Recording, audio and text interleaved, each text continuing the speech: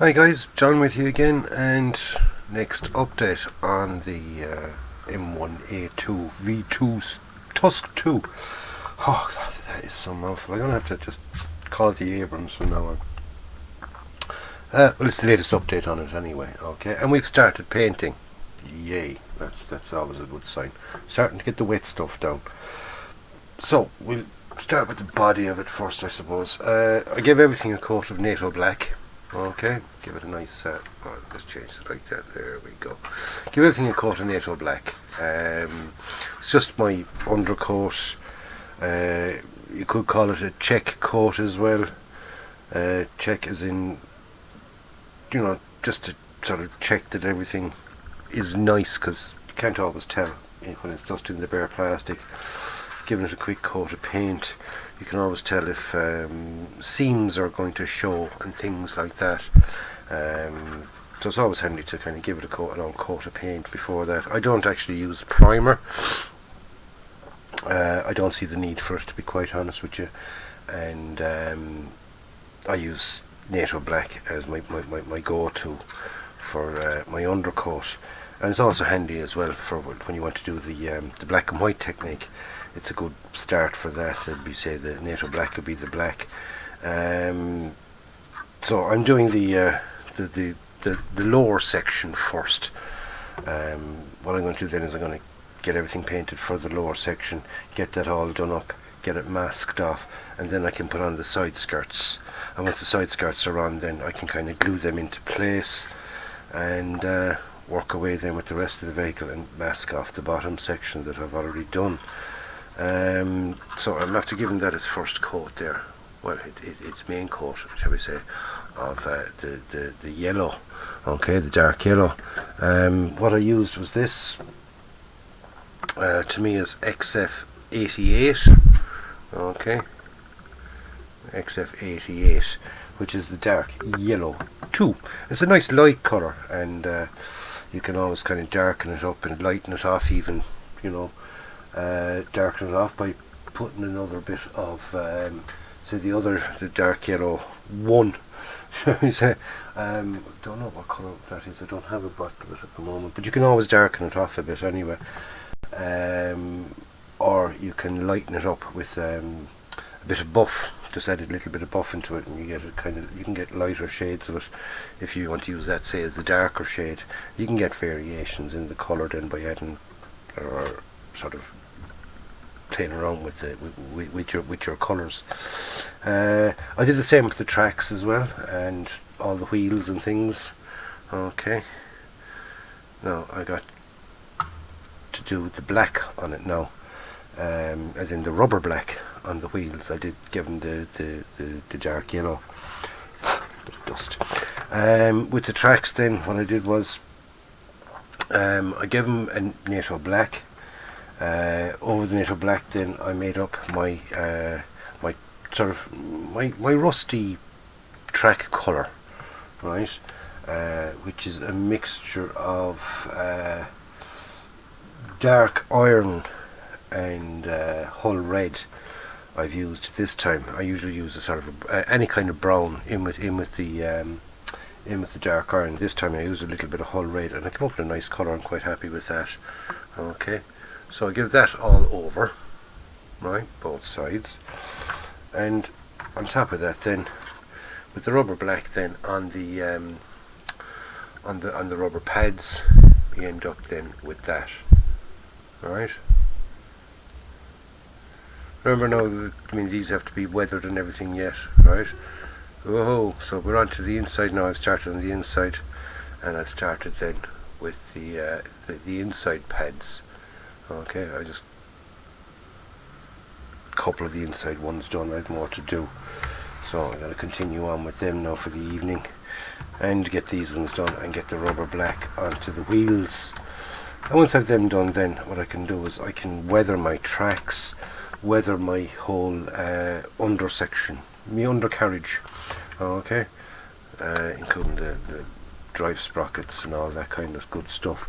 So I'm going to get that all weathered off, get the base weathering done on it, and then sort of attach them and like I said, then get them masked off and stuff. I've decided not to go for too heavily weathered on the vehicle. I'm going to keep it in pretty good nick and pretty clean, so it'll be a nice kind of a standalone piece.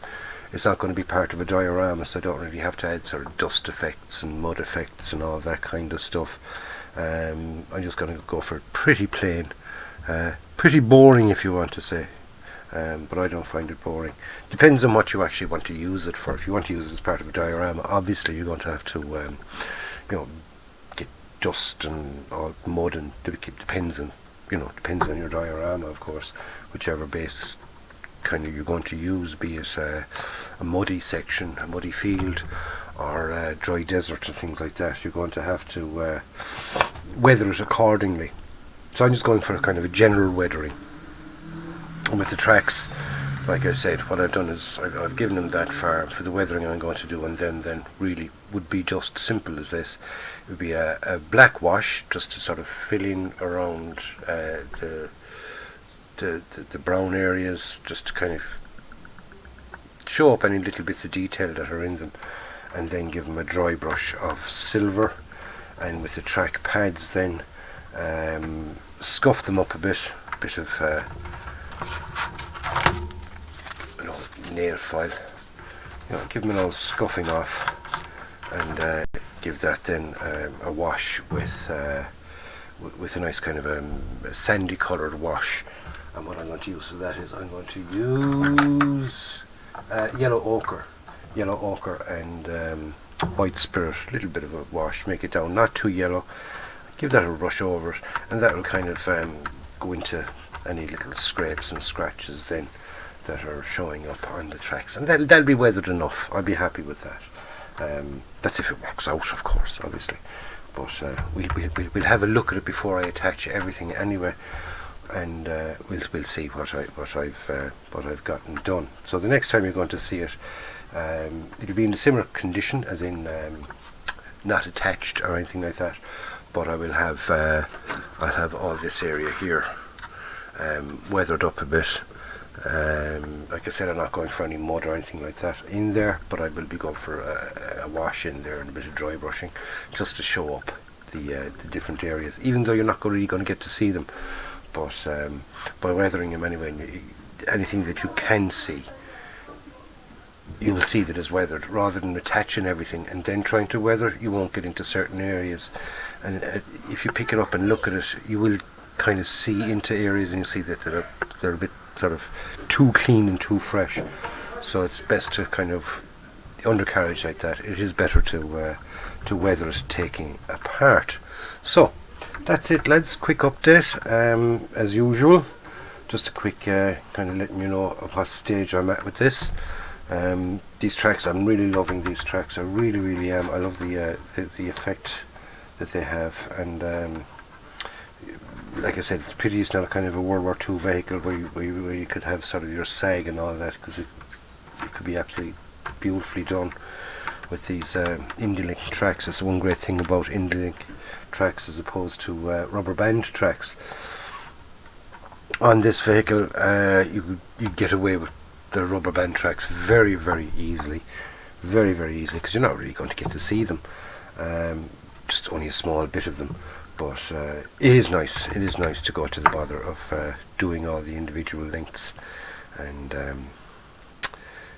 they just look that little bit better. They look that little bit better. So I'm going to leave it at that, lads. I'll catch you on the next one. Don't forget to stay tuned to the channel and hit the like. Also subscribe if you've not already subscribed. If you have, thank you very much.